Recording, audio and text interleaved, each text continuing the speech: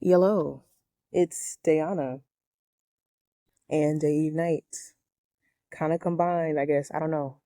I'm out at walking some trails around this really beautiful lake. I meant to do this video earlier before my braid out became non-existent, but the fro is froing nonetheless. Blessings. I feel like I might get it on my face. And I feel like if I do that, y'all gonna be mad. Somebody gonna be mad. Like, no, bitch, keep the fro. Anyway, I came on here too because um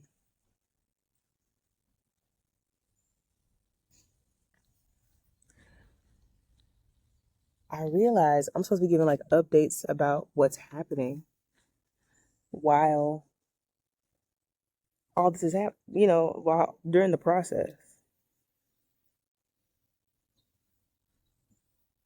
So y'all know what's going on. What is it working? All that good stuff. So I forgot about that part. So now let's get into it. So I set the intention on the 19th, right? And just so you know, the things that I've been trying to materialize into the physical for the most part is my own apartment by myself, at least. Like, I just want an apartment by myself. I'm down, I guess, to have a housemate, but I would prefer not to, just to like have a place where I can manage my energy alone. A car, to have wheels to get around to the places that I want to be at that public trains doesn't get to, like some of my favorite parks and um, trails. And it's just nice to be mobile. I don't think that's like necessarily a necessity, but I think it's a desire of mine. And then another main desire is the ability to create, like have a place where I can sew and offer my services and things to clients. Those are kind of the main important ones, but the stability is what's most important. So when I started this, I had housing secured through the end of September. Um, I had been gifted a couple years ago a Clipper card with hella coin on it. I haven't been using it that much because I wasn't on public transit, so I had like a good amount of clipperage, like able to move around without having like fill up my Clipper card or whatever. And the option to borrow cars, if I needed to get somewhere with a car, I could always borrow a car from one of my friends, right? And if my friends were out of town, they would let me, they would drop their cars off, let me car sit or house sit, things like that, right? So that's the kind of situation I've been in. I've just been like, which I detailed. So since starting, I have two different households of friends who have or are intending to purchase new cars and want to offer me the old one, and both are really lax um, and want to approach it from a community standpoint, you know, from a relationship standpoint, a connection standpoint. So everybody knows my current financial situation, everything, and everybody really wants to, work with me and basically like, what worked for you? And let's talk about it. So love that. Went from like, I would just have like to have one car option to having like to choose between two cars. So now I'm like, ooh, just trying to figure out what I want from what's in front of me. So that's a new update that I'm really excited about. There was one night I went to sleep and I was like, I don't know what's going to happen after September, but every time I've gotten to this point, spirit doesn't disappoint. So I was like, okay, I don't know, whatever for the housing thing, like I'll leave it up, to spirit. And then a couple days later, the friends that I'm staying with right now were like, the person we were hosting in October isn't coming anymore. We would love to offer you October. So I was like, oh shit.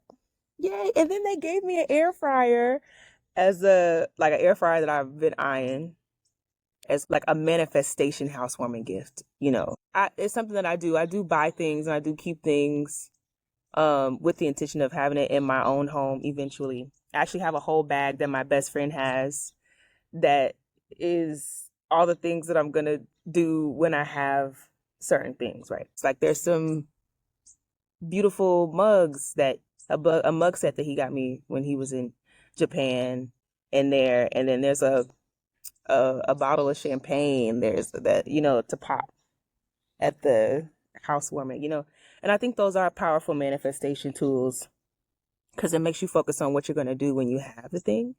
So I'm just excited, and I was feeling so much overflow because all this was happening like back to back to back to back. What week was this? Probably like the last week of August.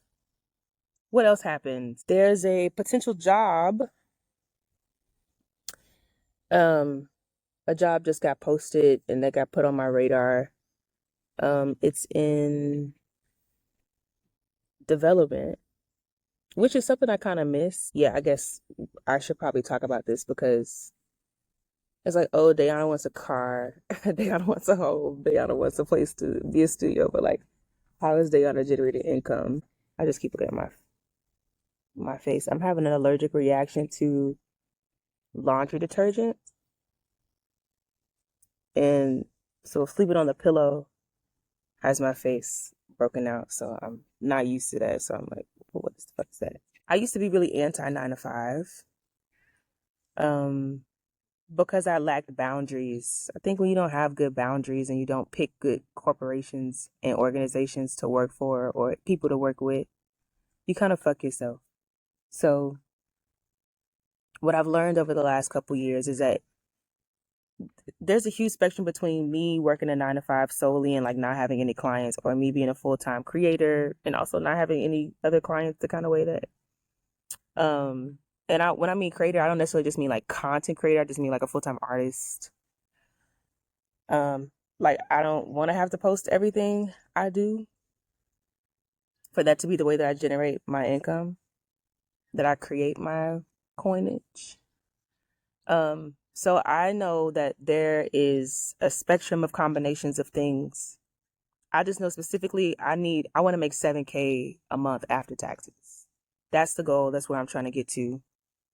Because that would give me the most spaciousness to really, attack my debt and get it down, and also get my savings up, and then start to like really use my money to build the kind of life that I want to be seeing myself live in the next 5 to 10 years. I've been in such survival mode. I just want to feel good while I create the income. I don't care what the combination is. I want to feel good while I'm creating the coinage, which means if I do work a 9 to 5, I'm making sure that the company has a culture, that aligns with the way that I want to move, that my bosses or whoever I would be reporting to aren't micromanaging or trying to hawk me for productivity or anything like that. Like I want to be able to live my life freely and with as much flexibility as possible. I want to maintain this energy of like being able to go to the park right now. And not think about, oh, in the back of my head, somebody's expecting me to like be somewhere or do something. Like, I don't like that. Apparently that's what the claim to fame is for Gen Z, although I don't really be feeling it too Gen Z.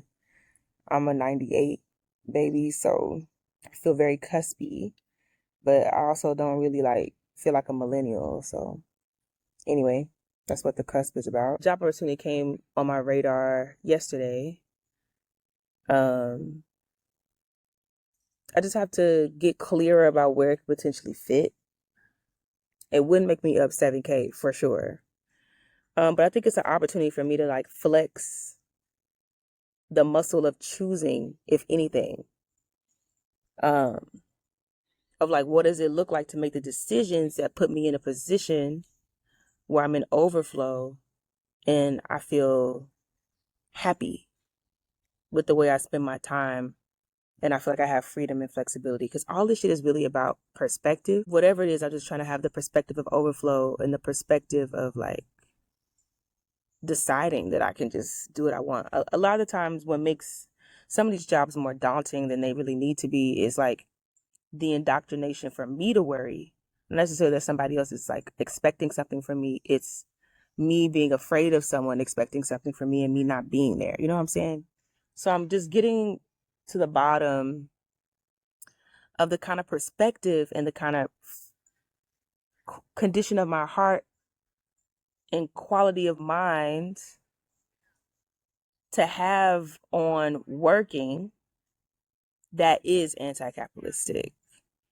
that would produce an anti-capitalistic feeling experience. I hope I make sense. So I've been really enjoying that, but I feel really good. I've been feeling more connected to nature. I'm having a lot less, I worry less and less about my life. And I just feel like feel like myself more and more and deciding to do things that fill my cup up. Like that's my main focus. More time in nature, more time anchoring and covering myself and meditating in the energy overflow. I also will say with this Virgo season, I've been incredibly more structured. The structure has not solidified for real all the way yet, but I'm naturally trying to like I'm getting up, getting ready for the day. And like the first thing I want to do is just go to a park off the rip. Then from the park, I'm going to a cafe to get some work done. And then like after I feel like I've done what I'm going to do, then, going to chill out, eat some food, whatever. So I'm really just out here.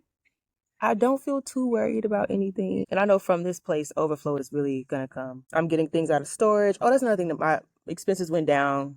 I'm taking stuff out of storage. So I'm going to take my sewing stuff out and then cut down like $150 a month, which is nice to take my stuff out of my storage.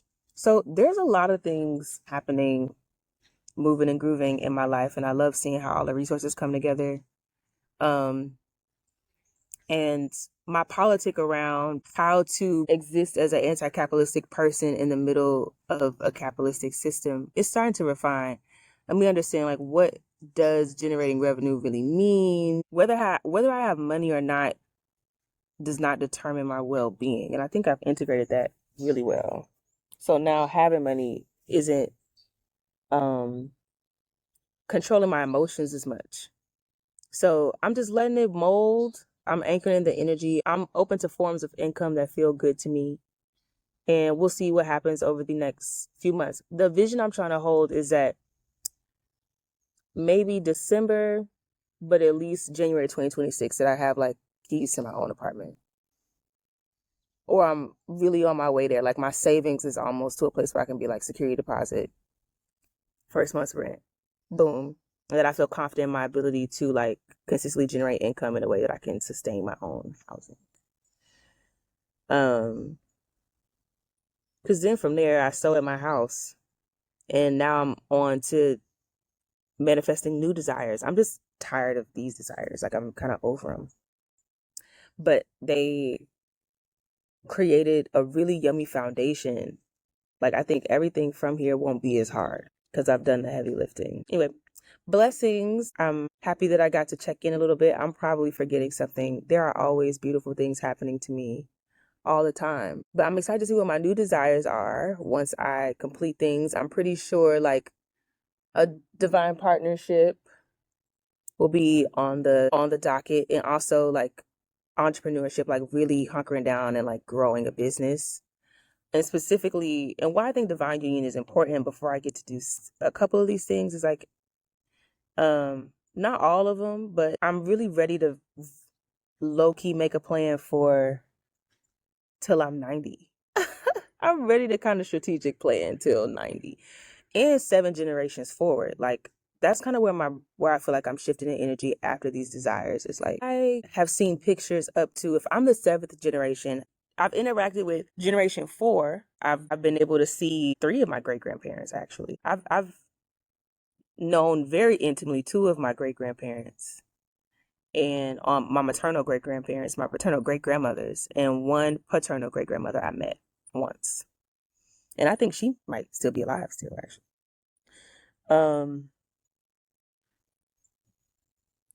And I've seen photos of their parents, and I know people who knew their parents and who could tell me stories about them, so they're alive in a way. So I can recall back and interact with people who know up to the 3rd generation back. If I'm 7, then I know generation 3. I said it to say like dreaming up how I'm moving right now could impact 7 generations forward, or in my case, even like 5 generations forward, is not as outlandish as I once thought it to be. And already now at 27, I want to start thinking about how to set up a lineage, for a lack of a better word, a more natural word, like old money, legitimate old money. Because a lot of this old money is actually illegitimate because people got it from like I don't know, genocide and enslaving people and manipulating people and tricking people and lying and stealing and not taking care of the earth. None of the wealth that I build will be on those principles. But I just want always for every generation after me to never have to worry about their basic needs. Like they should never worry about housing, food, water, education, their physical health, mental health. I want to figure out how I can begin something that can create that for them. And the world is changing so much. But I'm sure my greats, maybe when they thought from, I don't know, the early 1800s, mid 1800s to now to 2025, I bet they were like, the fuck? How can something I create now last and support for centuries, for a few centuries? But it's actually not outlandish at all. So I'm excited for my focus to shift there. And I think that is a divine partnership visioning, and that's a community visioning. And I'm excited to shift into that work once my basic needs are just handled, you know. So long-winded, like normal. But the last thing I will say is I've been working on myself for a really long time. Like I want to make it official at like my sophomore year of college is when I really start intentionally doing like shadow work and healing work from that perspective. But I didn't know what to call it then, but I know I was doing this shit even like middle school, high school, like trying to prepare myself, like I've always wanted to be the best version of myself that I could be. So I can't say that like me starting the conduit method right now is what is just generating these things. It is me setting the intention for like years, like over almost a decade of being really intentional and doing the work and learning and like taking those risks. What this is doing right now is helping me focus. I haven't been focused. So it's helping me focus. So if you did it the first time and this is your first time like starting this journey and you haven't seen results in 2 weeks, this is the beginning of the journey. I don't want to say that everything is going to just start to unfold. It is going to unfold. It is unfolding, but just be curious about what is actually unfolding and what is teaching you, because it's all about perspective, you know. So with that caveat, blessings. I hope y'all get outside and get out in nature. Mama Nature is just so beautiful. Earth is not ghetto. This is not ghetto. The Matrix is ghetto. Capitalism is ghetto. White supremacy is ghetto. Fascism is ghetto. Feudalism is ghetto. And all the derivatives that you could think of, those are ghetto. Not her. She's not ghetto. So tap in with her to get into that non-ghetto energy, okay? Blessings. Bye-bye. So actually, I lied. There's one more thing I want to say. And that is, I had gotten a knee injury. I've had a few knee things happen to me. And, you can really see what's going on. Where I get IT band syndrome. My IT band gets too tight and it wants to pull my patella out of place because my quad is weak. And it happened to me in 2016 on my left knee. And then it happened to me in 2021. I recovered from that for the most part. And then it happened again February of 2024. In 2021, it kind of like just, repaired on its own. But now I'm realizing like I've lost that privilege of youth, of shit just like working itself out. So I was on like crutches at first. I couldn't really walk nowhere for real. So starting this week, I took the sleeve off and I've been walking around this week without it. And I'm doing pretty good. It still feels like a little crunchy, but it feels like how it felt when I first switched from the bigger brace to the sleeve. So I'm like, okay, if I just keep going, keep walking. But I've been walking a few miles, hiking around out here with no knee brace. So I'm really proud of myself. For the people who know me know that's a really big ass deal. So I just wanted to include that caveat.